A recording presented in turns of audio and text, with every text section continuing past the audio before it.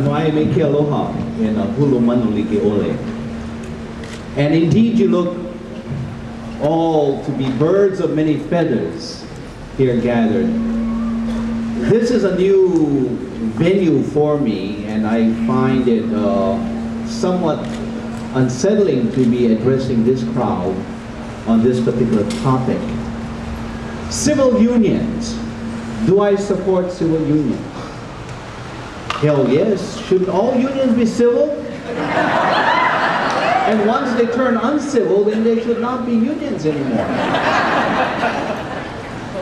I have a radio show in which I engage in many different conversations. It's called Hawaiian Potpourri. And the subject of civil unions came up, and I expressed my opinion as I did just now. A caller called me and began to inform me why, as a Christian, she was against civil unions. She referred me to Genesis chapter 25. And so I took the time to read Genesis chapter 25. Another one called, and she referred me to Romans chapter 1. And so I read Romans chapter 1.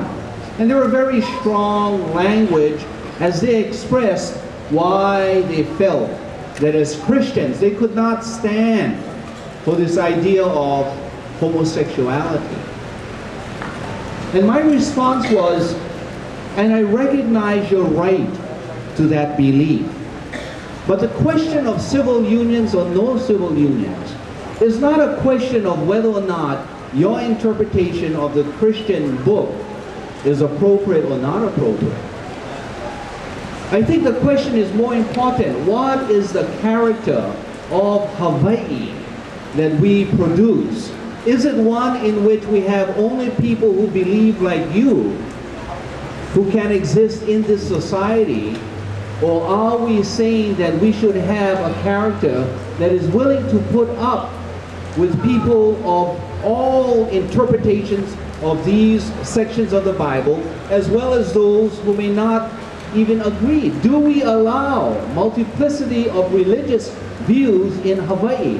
Do we allow multiplicity of races in Hawaii? Do we allow multiplicity of cultures in Hawaii? That is the underlying question. We are not challenging your Christianity or your interpretation of it. But in a society of Hawaii, is there only room for one?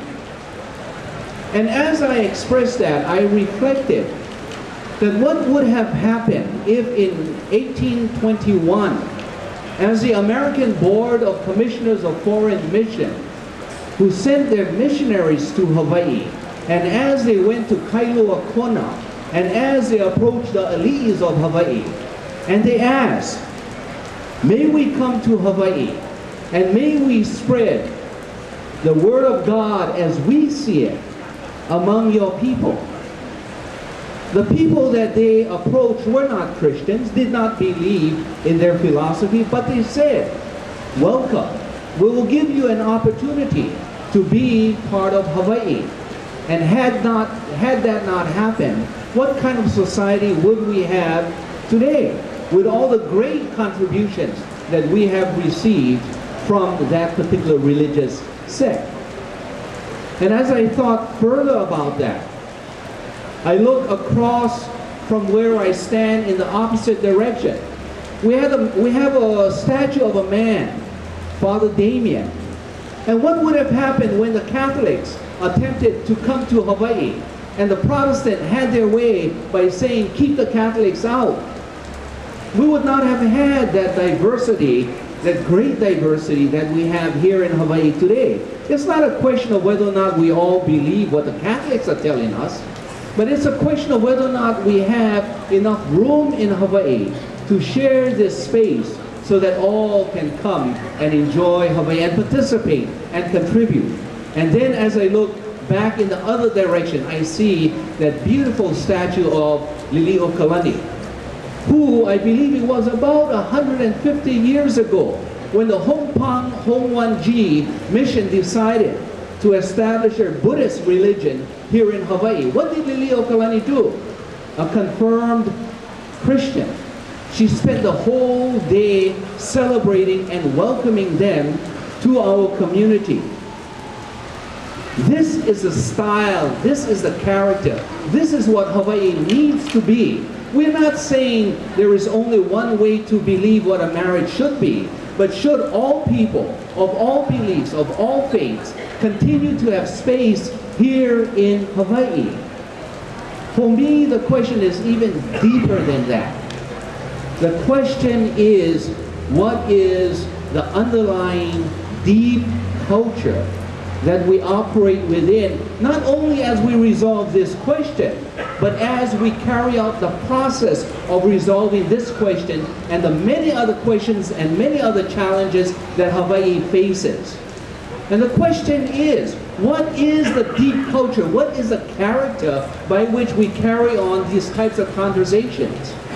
Some people tell me, brother, what are you talking about? Deep culture. I don't understand deep culture. Well, I say it in a very simple way. In Hawaii, we have two controlling cultures today. One culture governs our formal system, the way we do our politics, the way we do our judicial system, the way we deal with our environment, the way we deal with national security. And it's always based on three fundamental pillars. That is the problem. It's based on domination, individualism, and exclusion, D-I-E.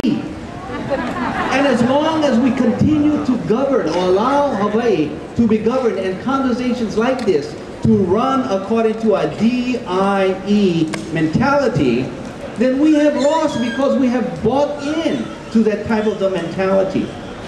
But the question is then, what is the alternative? There is a very valuable alternative in Hawaii. And instead of domination, it's called in the Hawaiian language, olu olu. That means to be comfortable, to be non-conflicted, to let things go. Don't always have to overcome the enemy, but try to be compatible with one another. Instead of being so individualistic, let's think about the concept of lokahi. Think about the need for the group. Instead of always talking about exclusion, let's talk about aloha. Let's talk about bringing in people who are of different views into our conversation, into our society. That's the way we family together. That's the way we should society together. That's the way we should community together. Not based on D-I-E, but based on olu olu, lokahi, and aloha, O-L-A. And what we need to do is take those concepts, all of the questions that we confront, including this very question, should we have civil unions, and apply a different deep culture as we move and unfold into our futures. I want to thank all of you very much for the opportunity to share this.